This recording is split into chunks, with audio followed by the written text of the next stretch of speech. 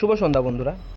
আমরা আগের দিন এই নোটিশটা একটু আলোচনা করেছিলাম। এখানে মূল বিষয় কী ছিল, যে রিক্রুটমেন্টগুলো চলছে সেগুলো ওবিসির কোন রুলস নিয়ে চলবে, যে রিক্রুটমেন্টগুলো অলরেডি অ্যাপয়েন্টমেন্ট লেটার দেওয়া হয়ে গেছে সেগুলো ওবিসি কোন রুলস নিয়ে চলবে, আর যেগুলো আপকামিং যে রিক্রুটমেন্টগুলো যেগুলো আসছে সেগুলো ওবিসির কোন রুলস মানা হবে, এই নিয়ে আগের দিন আমরা আলোচনা করেছিলাম। কিন্তু এই যে নোটিশটা সেটা বিসিডাব্লিউডির মেন ওয়েবসাইটে ছিল না। এগুলো কি বিসিডাব্লিউডি রেসপেক্টিভ যে অ্যাপয়েন্ট যে এক্সামিনেশন যে বোর্ড, সেই বোর্ডকে এটা ইন্টিমেট করেছিল।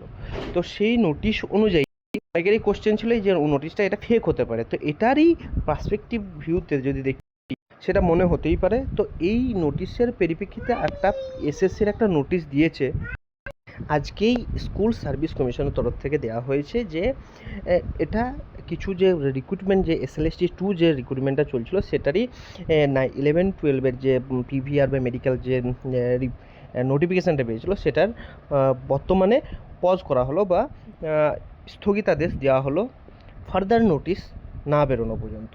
তো এটা থেকে সকলে এই জিনিসটা এখন কল্পনা করছে, যেটা আগের নোটিশে আমরা আলোচনা করেছিলাম, যে অনগোয়িং যে রিক্রুটমেন্টগুলো যেগুলো চলছে, যেগুলো এখনও পর্যন্ত অ্যাপয়েন্টমেন্ট দেওয়া হয়নি, সেগুলো হয়তো 17% না হয়ে 7% ওবিসি নিয়েই সম্পন্ন হতে চলেছে, এরকম খবর দিচ্ছে। যদি এটা সেরকমই হয় তাহলে ক্লার্কশিপ যে এক্সামিনেশন যেটা আছে এবং স্কুলের যে group C group D examination এবং আদার যে অনগোয়িং যে রিক্রুটমেন্টগুলো চলছে, যেগুলো এখনও পর্যন্ত অ্যাপয়েন্টমেন্ট দেওয়া হয়নি, সেগুলোও কিন্তু 7% রিক্রুটমেন্ট হিসেবে, মানে 7% যে ওবিসি রুল সেই হিসাবেই কিন্তু হতে চলেছে, এরকমটাই খবর পাওয়া যাচ্ছে।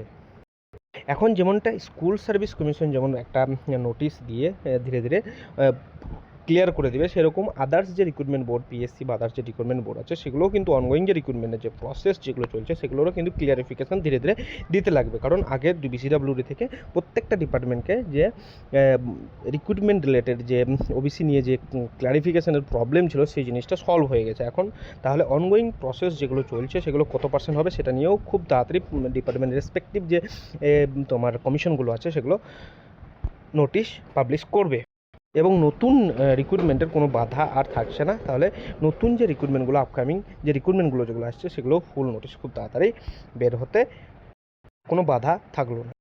এখন দেখার এতটুকুই ইচ্ছা যে কতটা সদিচ্ছায় এই রিক্রুটমেন্টগুলো ফুল যে নোটিশ যেগুলো আছে আপকামিং সেগুলো কত তাড়াতাড়ি বের করে, বা অনগোয়িং যে রিক্রুটমেন্টগুলো চলছে সেগুলো ক্লারিফিকেশন কত তাড়াতাড়ি দেয়।